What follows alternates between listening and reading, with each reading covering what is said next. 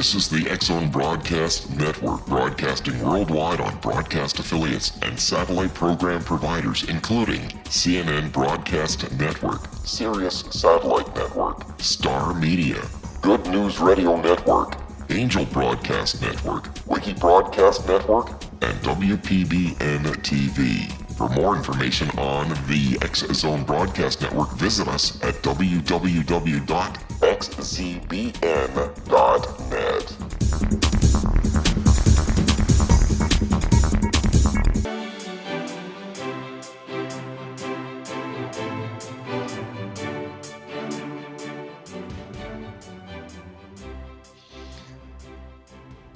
A vast universe exists within and beyond our reality.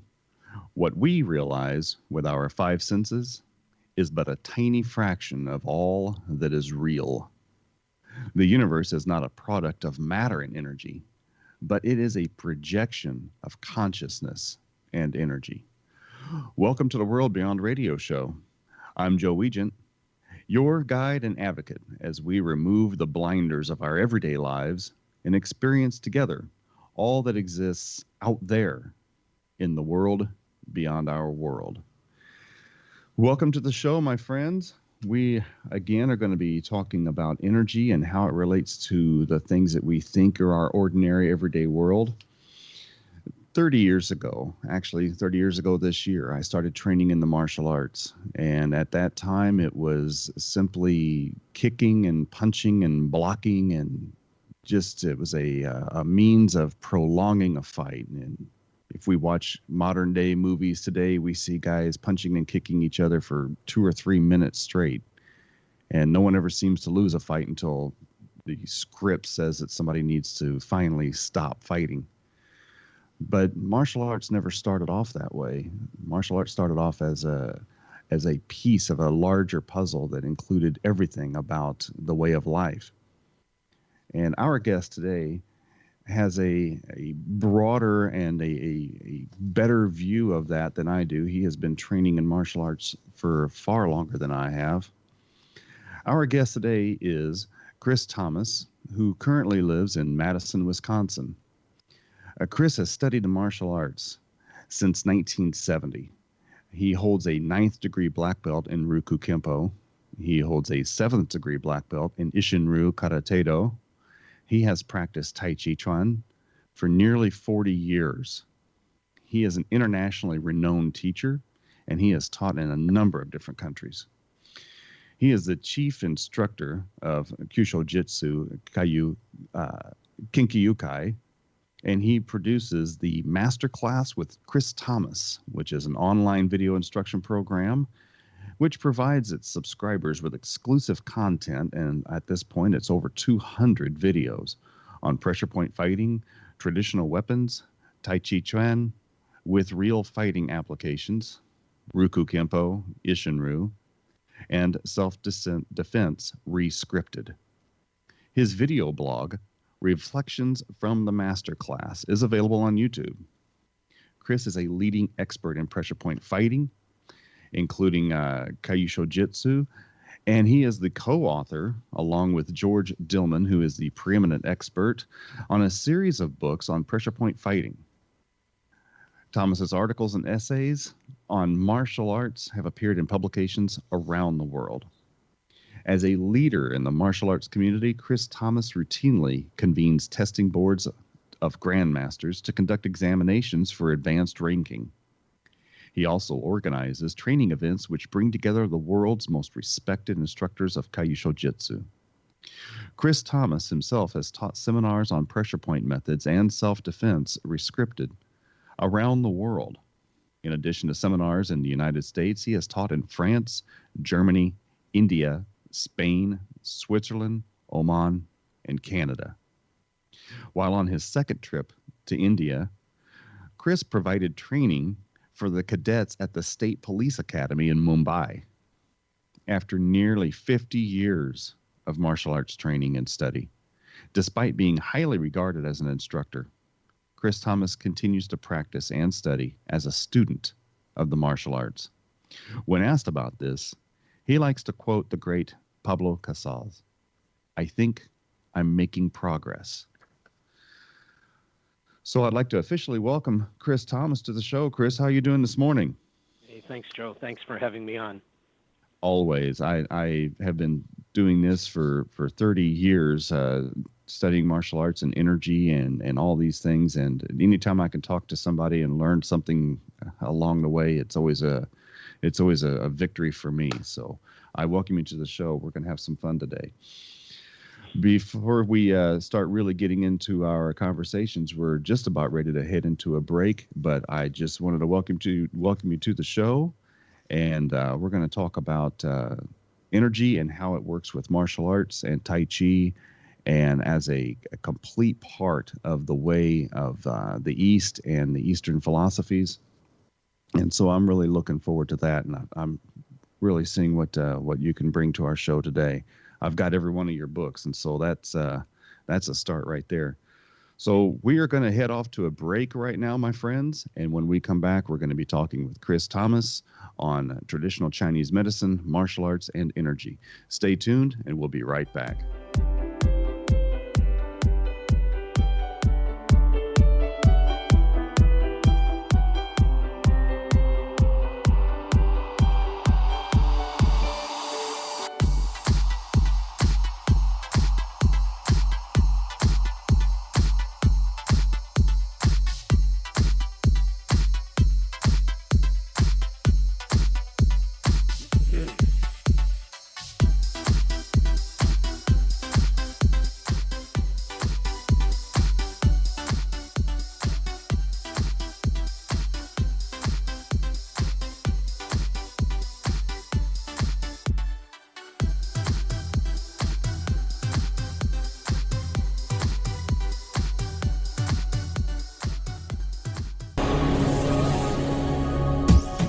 This is the X-Zone Broadcast Network, broadcasting worldwide on broadcast affiliates and satellite program providers, including CNN Broadcast Network, Sirius Satellite Network, Star Media, Good News Radio Network, Angel Broadcast Network, Wiki Broadcast Network, and WPBN TV. For more information on the X-Zone Broadcast Network, visit us at www.xzbn.net.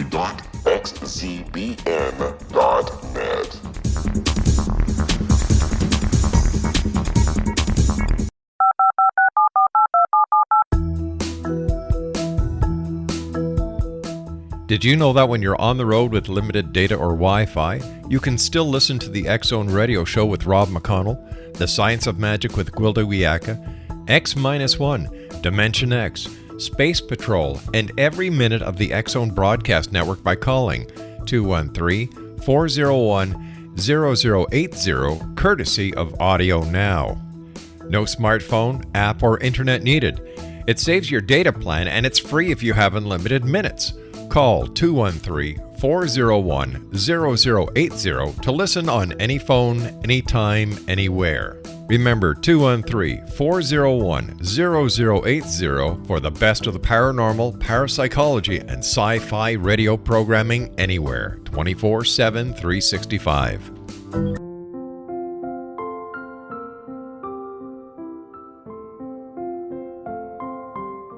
I am Dr. Carl O'Helvey, founder, president of a new cancer foundation focusing on evidence-based physical, mental, and spiritual interventions, including natural cancer cures, prayer, meditation, affirmations, nutrition, and other related holistic cancer prevention and cure modalities.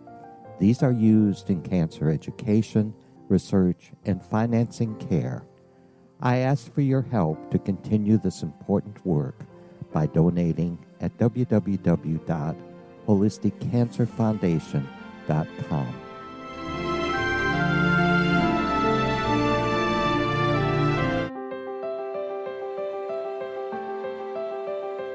Wouldn't you love to know the secret to everything? I'm Dr. Kimberly McGeorge, and on The Secret to Everything, we will merge the practical with open investigation into all realms of the mysterious.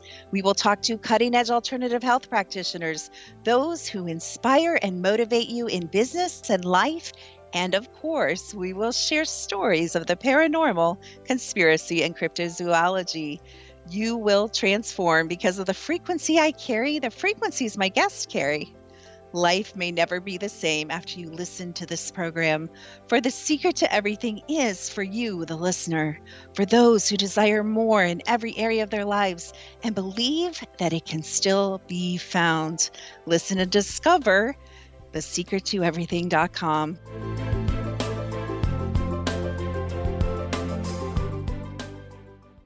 Little children aren't the only ones afraid of the dark. Millions of soldiers return from war zones with PTSD, anger, frustration, fear, and loneliness, much of which surfaces during the darkness of the night. You have the chance to change the lives of these American heroes. Songs and Stories for Soldiers.us provides free MP3 players for these men and women. With a list of 3 million songs in 16 different styles, 100,000 audiobooks, and 30,000 old-time radio programs, every veteran can find something to soothe and comfort them at no cost. All our players contain an 8-hour audio program designed to help veterans fall asleep. With 1,500 plus vets now participating, it's our goal to deliver 10,000 audio players this year. Go to our website at songsandstoriesforsoldiers.us. Help us help a veteran make it through the night.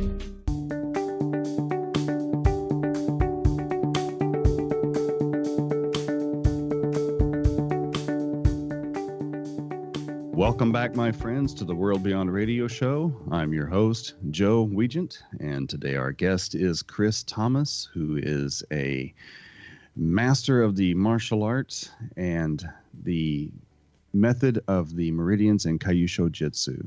Chris, welcome to the show today. Thank you so much, Joe. It's good to be with you. You know, I've got every one of the books that you and Professor Dillman have put together over the years. And like I said, I've been studying this since 1987. And this is a fascinating topic. Can you tell us a little bit about your background? How did you get into this? And how did you get into the martial arts and studying this kind of thing? Well, when I started martial arts, it was my experience, just like yours: punch, kick, block, extend the fight. I came out of a system, though, where the ethos was that you should be able to finish a fight with a single strike, and that was sort of the emphasis. But it was always hit him harder. You want to finish it with a single strike, hit him harder. And it was, I think, after I'd been training for 18 years that I met Professor Dillman. I was invited to come to a seminar by an old dojo mate of mine who I trained with back in the 70s. And I walked in, and I had with me one of my students, and we walked in the door. I think at the time, I had second-degree black belts in Japanese Shotokan and also in Isshinryu. And we were wearing our Isshinryu gis. My colleague was a first-degree black belt in Isshinryu, and we walk in the door, and Sensei Dillman, who I did not know, and did not know his history, so I didn't know he also had trained Isshinryu as his first style. So when he saw our patches, got very excited. We were like family to him. "You're Isshinryu," he says. Then he names a pattern of form, what we call kata, from the system. He says, "You know the kata seisan?" I said, "Yes." He said, "Do you know this move?" I said, "Yes." He said, "Do you know what it's for?" I said, "No." And then he grabs my student and bam, just taps him on a couple pressure points and knocks him out, just lays him out. And, here for, at that time, like 18 years, I'd been training, trying to figure out how to do this thing where a person is defeated with a single movement, and I just saw it demonstrated. And I thought, I am in the right place. And it opened up everything in the martial arts to me, because I will always love doing the forms, the old traditional patterns. They were very comfortable for me and made a lot of sense to me. Even if I had no clue what I was doing, there's something that felt right internally. And suddenly here I was seeing how those same motions I'd been practicing over and over again now made sense, were amazingly effective. And it had the reverse effect that it changed how I did movements. Because once you have a sense of how a move is to be used, it begins to shape how you perform it. And I realized that a lot of what we were taught was kind of wrong. It gets stylized, it gets stretched out, it gets exaggerated because people didn't really understand what it was for, and so it tends to become more dance-like or just sort of overwrought in its performance. Which is why you turn on now and you watch somebody doing a competition, and there's a lot of screaming and yelling and ridiculously low stances and no power and no strength and no manifestation of energy anywhere. I like to call that gymnasticata. Because they're bouncing around and jumping in the air and doing all these flips and turns and screaming as loud as they can, and I'm like, that's not really gonna do a whole lot of good in a fight, pal. Not at all. Not at all. It's funny. Go ahead. Well, I was going to say, as Sensei Dillman first was introducing the pressure points to us, he kept saying things like, well, these are the same points used in acupuncture. Yes. And at first, we're just trying to learn a couple of points and make them work. But, I had been a avid consumer of martial arts literature. I have a pretty good library of books. I would buy just about anything and add it to my library. And I stopped. When I met Sensei Dillman, I stopped buying books on martial arts, and the books I bought were on anatomy and acupuncture. And that was the study that we went to.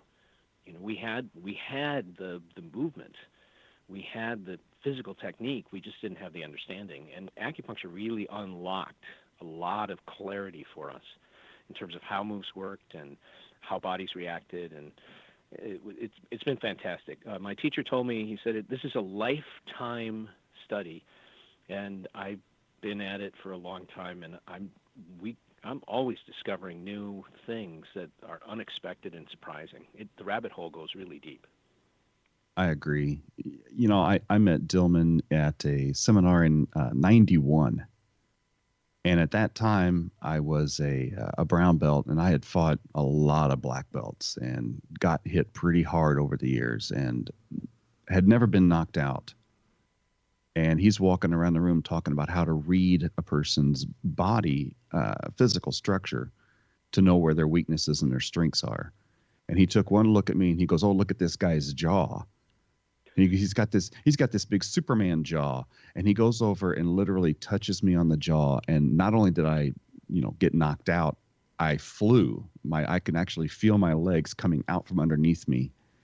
And next thing I know, these guys are, trying to get me to wake back up again. And I'm going, whatever that was, it was cool. And I want you to do it again. And, here's the first guy who's ever knocked me out. And he did it by touching me. And I said, okay, I'm sold. What do you got to do? Well, and there you go. You just described the attitude of a real martial artist, which is like this. Bam, ow, that was great. Do it again. Bam, ow, that was great. Show me.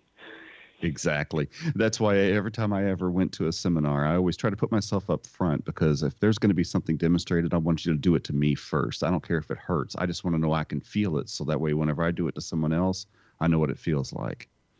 When teaching, I tell people that this is an art. You have to see it, you have to feel it, and you have to do it. Not always in that order, but those are the three things that are required to be able to perform it effectively. What fascinates me is that nowadays, the way that the West looks at martial arts training, we take this thing, this black belt, whatever that means to us. And most people in America now equate that to some kind of a bachelor's degree. You have to go get your black belt before you can do anything else. But on the way to black belt, you've got all these different colors and all these different things that never really existed in the ancient martial arts world.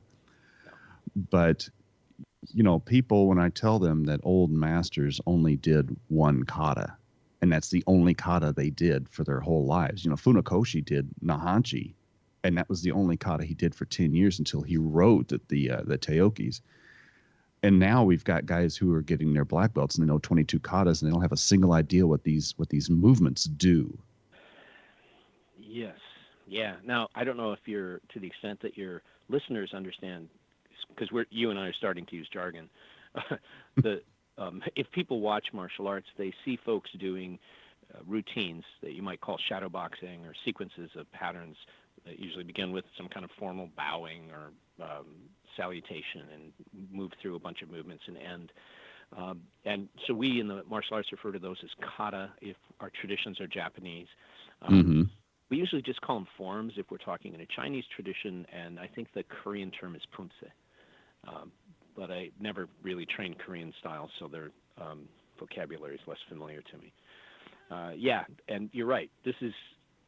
I spend a lot of my time when I travel around the world teaching is just saying to people, oh, here's this move that you have in your form, in your kata, in your Tai Chi, and here's what it's used for. And the startled reaction looks that I get from people is amazing. But I know the feeling because I was there going, oh my goodness, that's what it's for? That makes perfect sense. And then after about a half hour, how could I have ever thought it was something else? Exactly. So how does traditional Chinese medicine, the pressure points, the meridians, the energy systems, how does this apply to the martial arts? How did it get from there to here? Well, so let's consider a movement from a form. When you see somebody doing something, all you see is their body moving in the air, and you wonder what's that for. You walk into a, say, karate school or a taekwondo school, and you see somebody raising their forearm up to about the height of their forehead, and what's that for? You say, oh, that's an up block. You use this to stop somebody trying to hit you in the head. But the minute you understand pressure points and you start looking at that movement, you realize that movement actually has two components to it. There's a part where you're sort of winding up, and then a part where you execute that action and you raise your arm up. And if you look at that first piece and you say to yourself, well, what if a guy grabbed me by the lapel? And as I do that first piece, my arm strikes down on his arm, and I happen to hit him on a pressure point, which is called lung 5. The Chinese name is Chusei. And when I do that, his body starts to move and react from that impact. That's a vulnerable place on his body. It's a place on his body that, if you try to poke somebody in the eye, they blink because they know that's a vulnerable spot. You don't think of a spot on your arm as being vulnerable, but it just so happens it is. When I hit it, the body reacts and twists and turns, and as I'm watching this person's body come towards me, I notice that their head rotates and their neck starts to stretch, and right on the side of their neck is coming right at me, like literally as if it to say, please hit me here.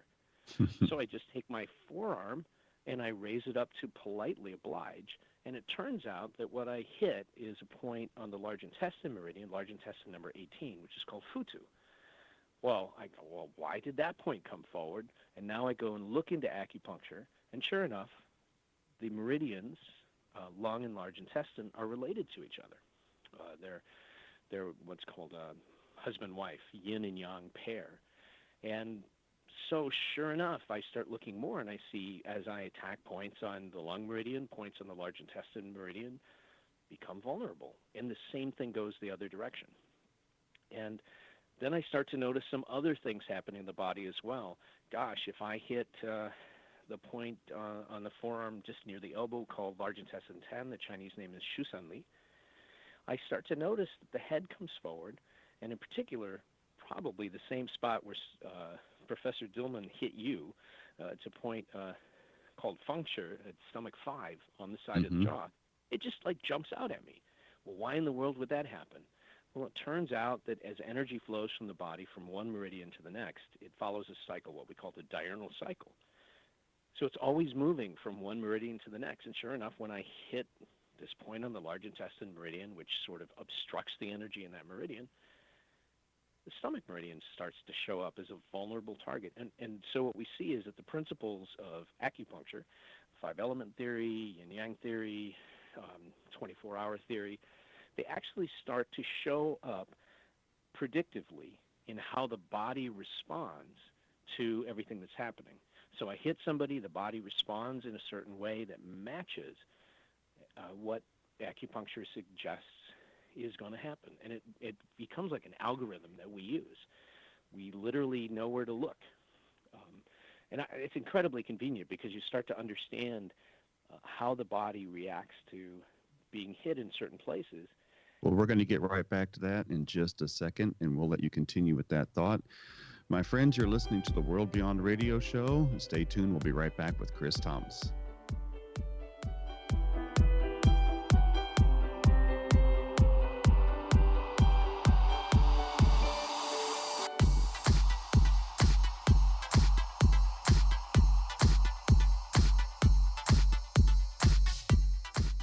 Hi everyone, Rob McConnell here, and I wanted to spend a moment on internet streaming. Everybody has heard about internet streaming, but not many know much about it. Did you know the internet streams just about everything? Movies. From new releases to old classics. TV shows. Almost every show, every episode, and much more. But the question has always been, how do you do it? Well now, thanks to the folks at 123 Ready TV, I have the answer for you. They have developed a simple program app, 123 Ready TV, that you install on your Windows PC, Android smartphone, or Android tablet that can have you streaming like a pro in less than 5 minutes. You truly won't believe how much is available or how easy it is to do until you try. And for a one-time cost of only $19.99, this product is a real winner. To learn more about 123 Ready TV, visit our website at www.xzbn.net.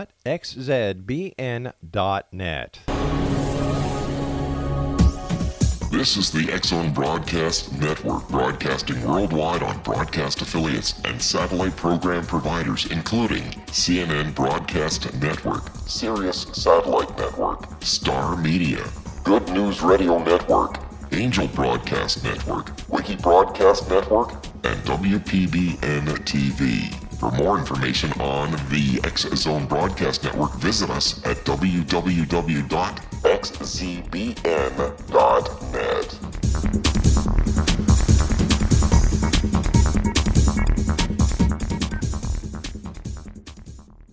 How would you like to be able to read other people's minds? Well, the next best thing is here. When you know how to read a person's name, you know how the person thinks, feels, and behaves. Each letter in our name holds a key to unlock our true essence. Our name contains both our gifts and challenges in this lifetime. Mnemology science discovers personality secrets hidden in the placement of the letters of our names, including the first and last impression people remember about us. Sharon shows us how to interpret the arrangement of letters as outlined in her book, Know the Name, Know the Person. Sharon Lynn Wyeth created mnemology science after 18 years of research and testing her theories, and has supported thousands of people around the world in understanding themselves and others better. You'll enjoy Sharon's unique teachings as she shares her system to learn the gifts behind your given birth name. Even if you don't like your birth name, there are jewels in this book. If you're thinking of changing your name, ready to name your child, or wanting to get along better with others, this is the book for you. If you'd like to improve your relationships and change your life for the better, get the book today, Know the Name, Know the Person, or visit www.knowthename.com. That's www.knowthename.com.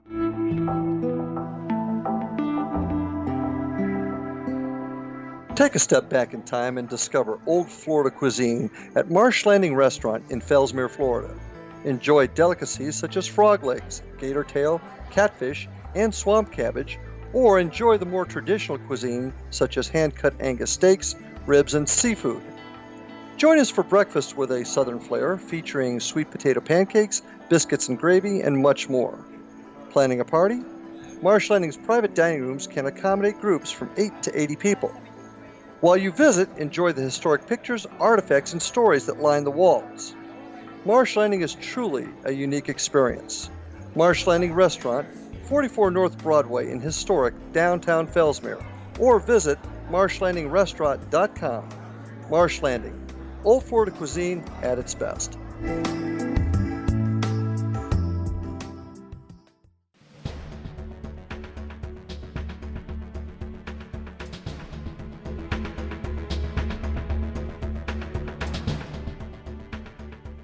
Welcome back to the World Beyond Radio Show. I'm your host, Joe Weigant, and this hour we are talking with Chris Thomas, martial arts expert and teacher. And when we went to our break, we were discussing how the energy flows from places in the body to other places in the body. And by working with the theories on how that happens, we can learn more about what it takes to stop an attack or be able to thwart some kind of other action that's being presented to us. So, with energy moving from one place in the body to the other, and we are able to activate pressure points on the body, how do we know how to predict those things? Yeah, so acupuncture has a set of principles that are they're just part and parcel of how acupuncture operates. I'll give you an example. There's what's called the 5 phases or the 5-element theory. And this suggests that if you attack if you put a needle in a certain point on the body, you're gonna have effects on other meridians. So I'll use large intestine again. We use large intestine a lot because it's on the arm, and if somebody reaches out for you, the first thing that reaches you is their arm. So we start with the points that are available because that's just smart and easy. But in acupuncture, you also tend to use the distal points. So that'd be the points that on the forearm and the hand, and the points on the calf and the foot are the most common points used in acupuncture treatments. So when we look at a point on the large intestine meridian on the forearm, it has a characteristic called metal. And so then we know that one of the things that's going to happen is that's going to have a positive or tonifying effect on meridians which are characterized as water meridians, so that would be kidney and bladder. But it's also going to have what's called a sedating, or we might say a negative effect on meridians that are characterized by wood, and that would be liver and gallbladder. So what that means is that if I'm talking strictly energetics, what I'm saying is that hitting the large intestine meridian weakens gallbladder and liver, making them more vulnerable, so I can actually follow up and hit them. There's maybe an easier way, though, to talk about it. I call it acupuncture, or like pressure points for dummies. And it goes like this. If I hit the large intestine meridian, you can imagine, for example, that somebody grabs me and I strike large intestine 10, very favorite point that we use a lot, and I get a big reaction. But if I look at how his body moves, one of the things that actually occurs is that his butt will move away from me, because his body is trying to literally protect the organ of the large intestine, which is also referred to as the colon. It moves out of the way to escape. And while that happens, the body also then moves something towards me. It sacrifices something else to protect the perceived threat to the organ that I'm accessing through the meridian. And what it sends forward is what I hit. And it turns out what it sends forward is what is weakened. So the language of acupuncture becomes predictive for us. Now, this is a very important point, because some people here talk about acupuncture and they talk about energy, and they're like, oh, that's a bunch of new age mumbo-jumbo hooey. And even if I didn't believe in the existence of qi and energy, even if I hadn't experienced that at work in my own life and practice, acupuncture would still be valuable, because what the Chinese did was they looked at meridians and they looked at pressure points as in terms of how they were related to one another. Instead of looking at them from the perspective of how things work, we in the West take a kind of a mechanistic perspective. Oh, you have a headache. What's the mechanism behind a headache? How do we get the headache to go away? The Chinese look at relationships. They see the headache as being related to something else, and they're trying to figure out what those relationships are. So even if all acupuncture is a language of relationships, it's still a predictive language, because it bears out in how the body actually responds. And it turns out when we talk about pressure points, if I talk about an individual pressure point just by itself, and I'm teaching people how to use the point, you'd swear I was an anatomy teacher. I'm like, oh, here's the tendon that connects the triceps to the elbow, and in the tendon there's a place where a nerve and tendon cells connect together. It's called a body of Golgi's, and this particular spot in the body, that's a sensor that's monitoring the tendon, and if I activate it with this kind of a movement. It tricks the spinal reflex and it causes the arm to move in such a way that then I can lock it out into an armbar. So suddenly I just sound like, I'm an anatomy prof talking about nerves and tendon receptors and fusiform fibers and all this kind of stuff. But as soon as I start talking about more than one point, I have to switch to a language that describes relationships. And the relationships, that's what acupuncture language is. So even without concepts of qi, acupuncture language is incredibly rich and useful for martial arts practitioners because it gives us a sort of algorithm for calculating how a body's going to react. And I want to bring this back for just a second to the forms, to the sort of solo practice, because what happens when I do a movement in my solo practice, once I understand what it's for and I have this knowledge of acupuncture points and how they interconnect, I start to see my opponent's body moving with mine, almost like two dancers dancing together, or maybe more accurately, a puppeteer and a puppet, because my opponent becomes the puppet once I start hitting them. Their body moves in a way that conforms to the movement I'm doing, and my movement sort of gets it going and then receives their reaction and sends it in a new direction, and you can see them sort of fitting together, and it's a really remarkable thing. And this, by the way, is a clue if somebody's trying to figure out what the meaning of their form is. The answer is if the way you move matches it, to your benefit, the reaction of your opponent's body, then you probably have a pretty good application going on there.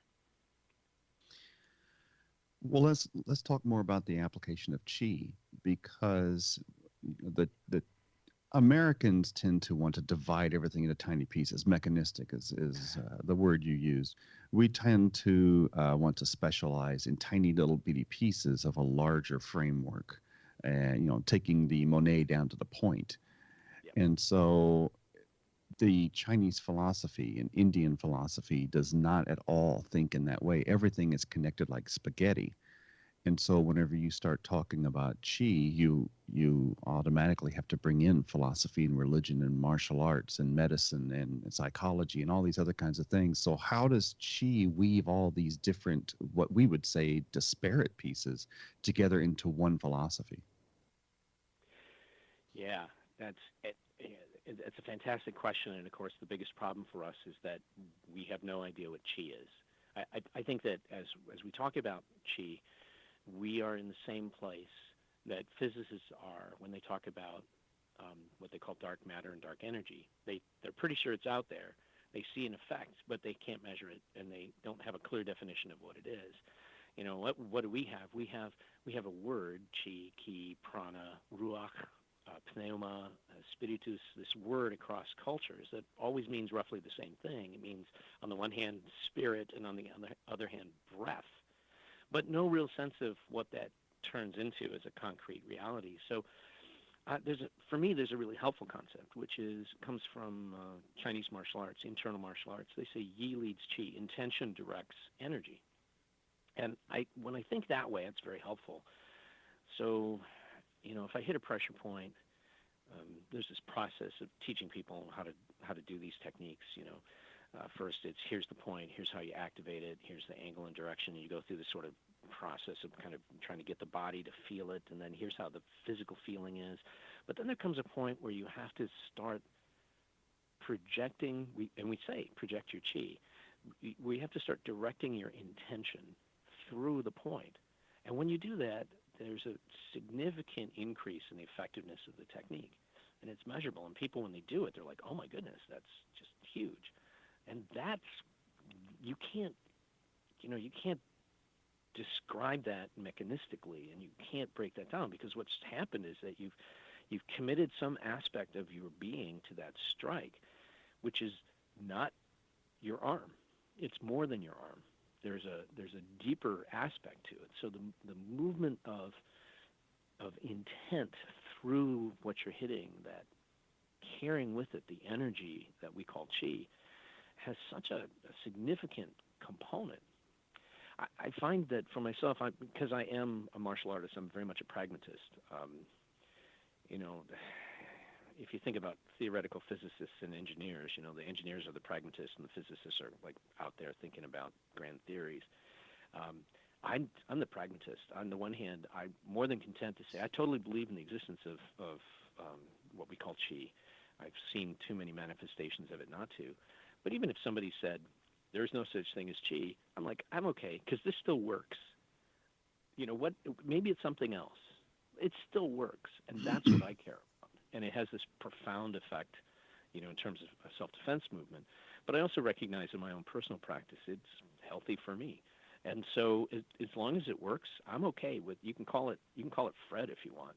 It works, and it's important, and I'm going to go with that. I get the same kind of reactions when I try to describe Reiki to people. About it's a healing energy, and you can move it with your mind, and just like what you said, intention leads the direction. Yi leads the chi, and so your intention is what gets that Reiki energy flowing, that chi to flow and get balanced and corrected in another person. And I get the same reactions you're just talking about. Well, I don't believe in that, and I usually say, well, I don't believe in gravity, but I've seen it too many times to discard it. Yeah, exactly. I also don't roller skate on stairs. Yeah, exactly. So even though we have this thing that we can't see, we can still photograph chi. We've got Kirlian photography where we can take photographs of the aura, and that's chi energy. That is our energetic body. That is, the thing that we're talking about today. And, there are devices where we can actually narrow down pressure points. We can find them with pendulums and with dowsing rods and those kinds of things. It's there. We can find it. We can actually quantify it. We're actually seeing more and more ways of measuring the location of acupuncture points in what we consider Western measuring tools. Acupuncture points are characterized by a difference in electrical impedance. And so they have lower resistance to electric current compared to the neighboring areas on the skin. And so there are methods to measure it using potentiometers and things like that. But even recently we've seen there was some research done. They think they might have identified an anatomical body, which would be exactly what the acupuncture points are. That was just in the last year. There was some stuff about that. So we're getting closer to a place where we can say, well, here's a thing, here's a discrete thing. But, talking about chi is a little bit like talking about mind. I mean, we know there's a brain, and we can see how the neurons work, and you can put somebody in a functional MRI, but you still can't locate consciousness and take a picture of consciousness. Exactly. We're going to come right back to that in just a second. Folks, you are listening to the World Beyond Radio Show. We're talking to Chris Thomas. Stay tuned, and we'll be right back with more.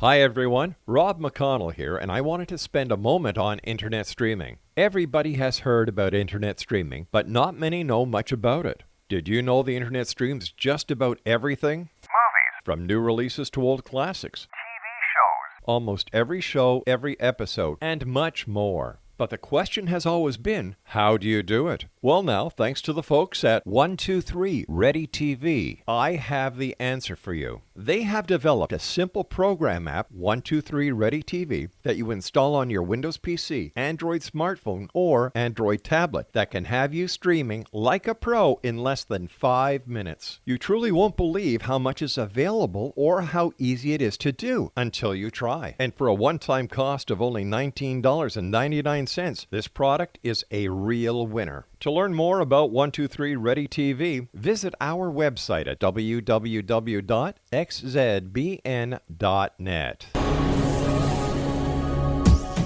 This is the X-Zone Broadcast Network, broadcasting worldwide on broadcast affiliates and satellite program providers, including CNN Broadcast Network, Sirius Satellite Network, Star Media, Good News Radio Network, Angel Broadcast Network, Wiki Broadcast Network, and WPBN TV. For more information on the X Zone Broadcast Network, visit us at www.xzbn.net.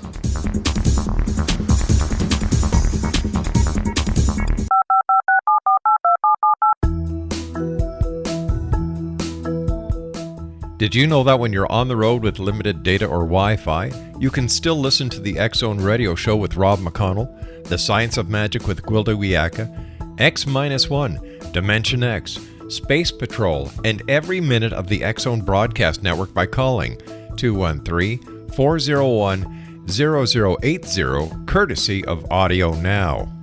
No smartphone, app, or internet needed. It saves your data plan and it's free if you have unlimited minutes. Call 213-401-0080 to listen on any phone, anytime, anywhere. Remember 213-401-0080 for the best of the paranormal, parapsychology, and sci-fi radio programming anywhere, 24/7, 365.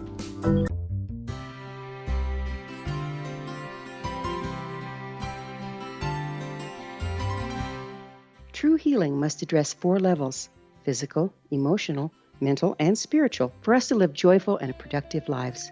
We tend to treat 3 of the 4, leaving the spiritual languishing.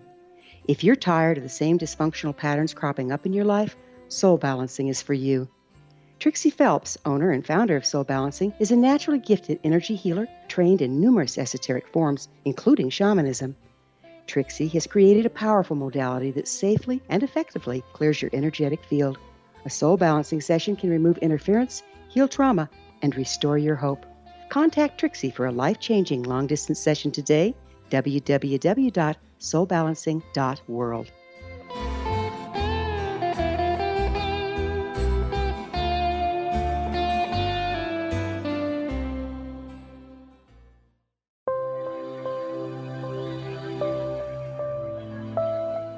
There's a legend shared by many indigenous cultures of a time when the nations were cast to the 4 corners of the world.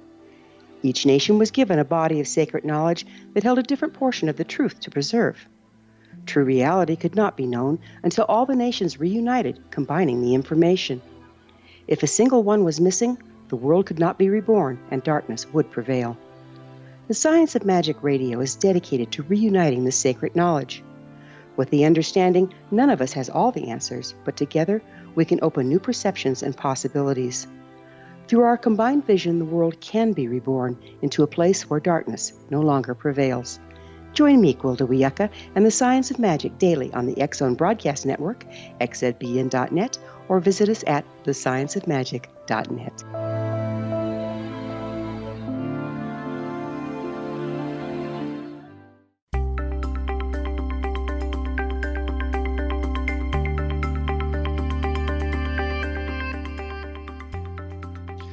Welcome back, friends. You are listening to the World Beyond Radio Show. I'm your host and guide, Joe Weigant.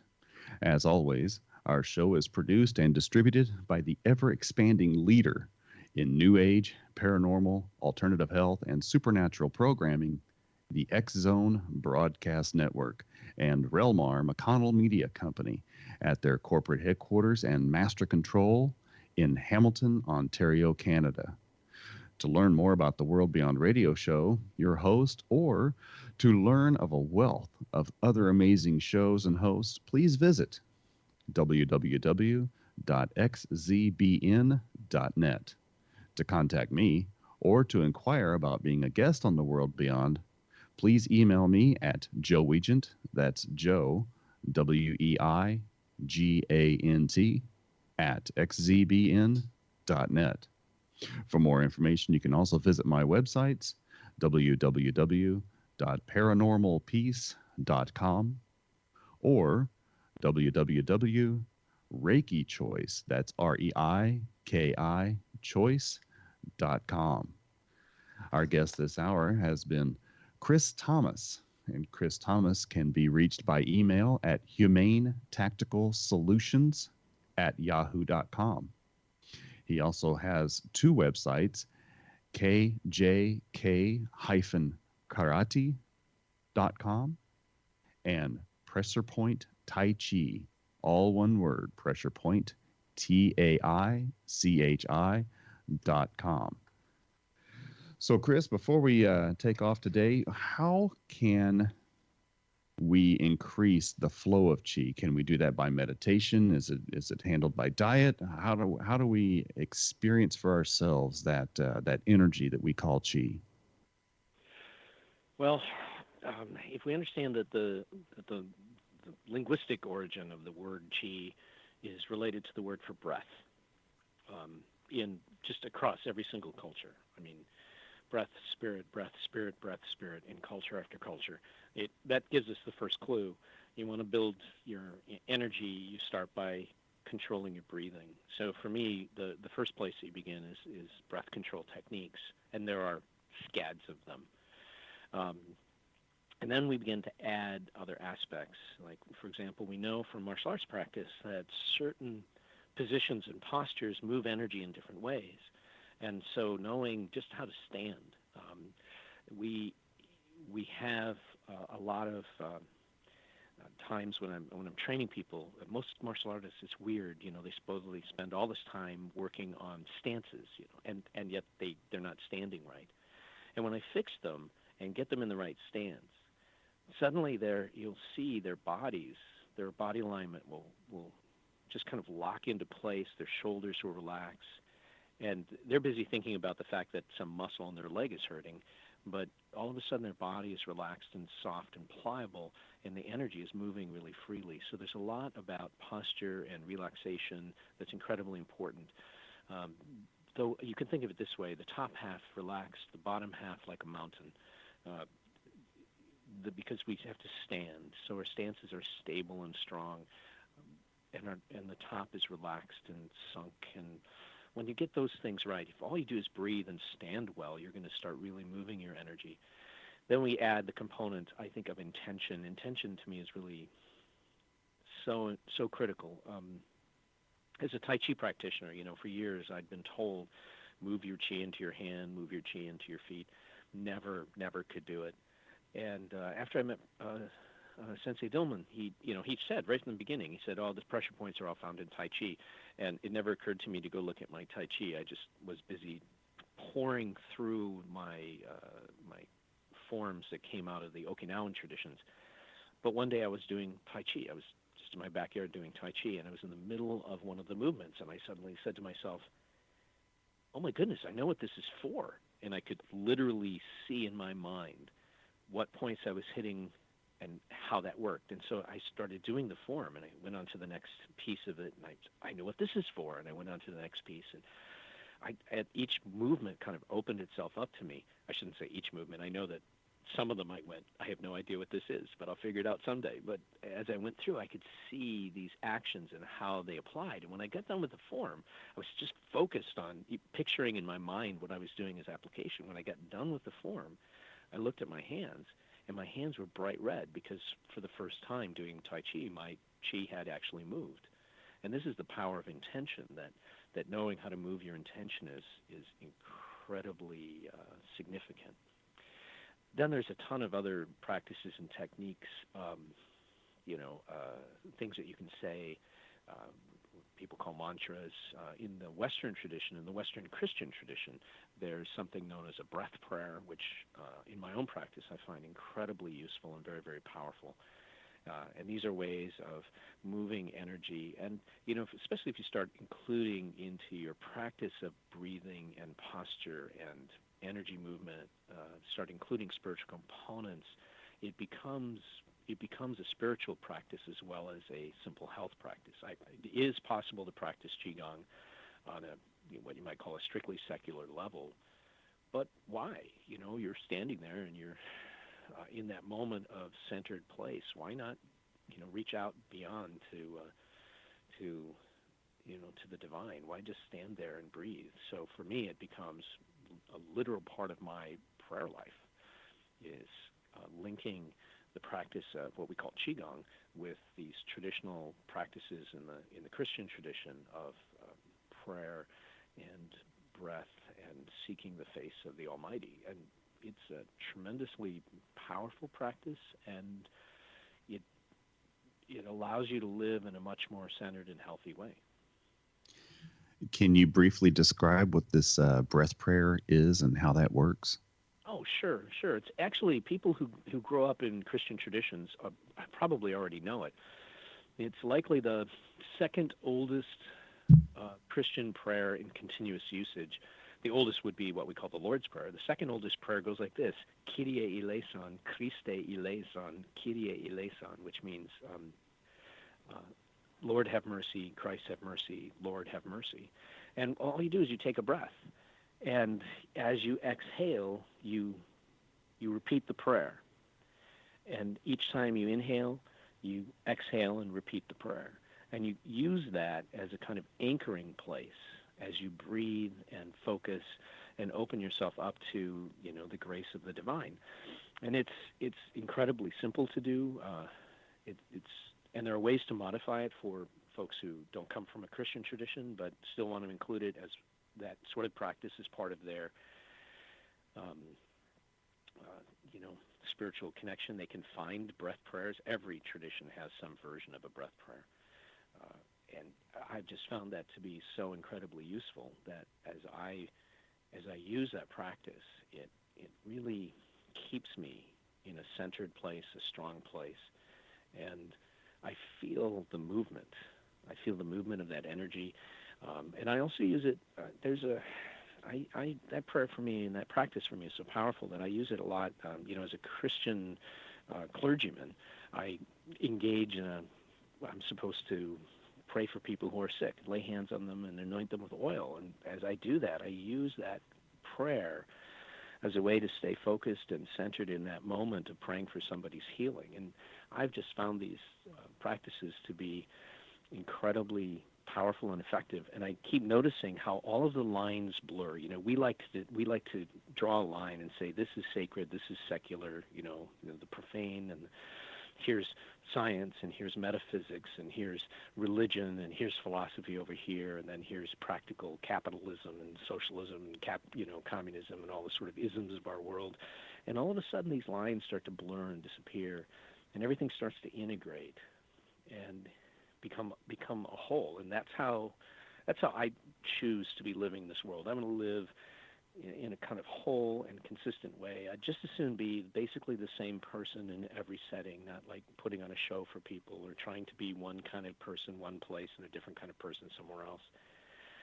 And breathing and praying and standing and moving and the two sides of that strange coin, a martial art which has the capacity to knock somebody out without actually harming them, which is a wonderful characteristic of pressure point techniques. On the one hand, and living a life of compassion on the other hand, these things they begin to become part of a coherent whole. And for me, that's an incredibly valuable and powerful practice. Now, as a member of the clergy, have you, during your training into that field, is the energy along with some of those breath prayers and some of that stuff, is that even brought up in that training, or is it so like what you said, secular and so separated that it's basically a prayer that is taught, but you made more of it? Yeah, I'd have to say that I had to make the connection to my Qigong practice. And in part it's because I describe myself as being incredibly lazy. I'm a guy who's really driven to get a lot of stuff done, but I'm really lazy, so I have to find the most efficient ways to do it. So I could spend, time praying, and then I could spend time doing Qigong. And I said, well, why should I do that? Why don't I just put them together? Just because, there's no reason I can't do them at the same time. And sure enough, they fit together. So that's, granted in the course of training, I learned about different prayer modalities and ways in which people have prayed throughout the Christian tradition. So I knew about the breath prayer for a long time. But when I linked it up with my Qigong, it just made it was smarter, more efficient, more effective, and that was a wonderful piece to my personal practice. So.